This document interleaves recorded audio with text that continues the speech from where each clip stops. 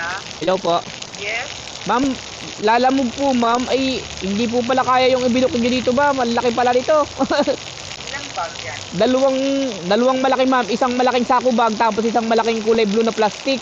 Ay sobrang lakas ng ulan ma'am, hindi yan madadala. Hindi mo kaya? Yes ma'am, tsaka sobrang lakas ng ulan ma'am. Kasi kung kaya mo, magdagdag na lang ako dito sa'yo kuya ng ano. Ma'am, Kaya mo. Ma'am, kahit po Magdagdag na lang ako sa'yo ng 100. hindi yun kaya ma'am, kahit po ma'am hindi maulan ma'am, hindi po kaya yun ma'am. Sa sedan na po yan yun i-book ma'am. So anong gagawin ko kuya? Ma'am, piliin nyo po ma'am ay sedan ma'am, pag ano po ma'am, pag bubuk nyo ulit, i-cancel nyo po yung sa akin ma'am, kasi hindi ko po kayang dalhin yun ma'am. Anong pag-cancel ko yung hindi ko alam? Hindi po kayo marunong mag-cancel. Ayun lang. Eh, Kuya, paano yung pag-cancel kuya magbubuk ako? Anong pipiliin ko? yung kotse ma'am, yung sedan ma'am, kasi hindi po kaya ito ng motor ma'am. Sige. May family, Kuya, paano hindi ko alam mag-cancel?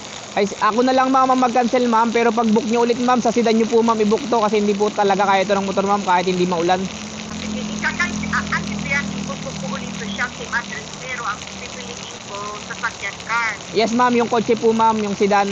Okay po. Thank you kuya. Thank you po ma'am. I-cancel ko na ma'am to ha. Huwag nyo akong re-report ma'am ha. Baka pag ni-cancel ko, report nyo pa ako. Opo. Thank you po.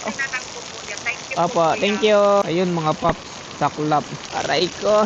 Ay nako naman talaga, oo. Cancel order tayo.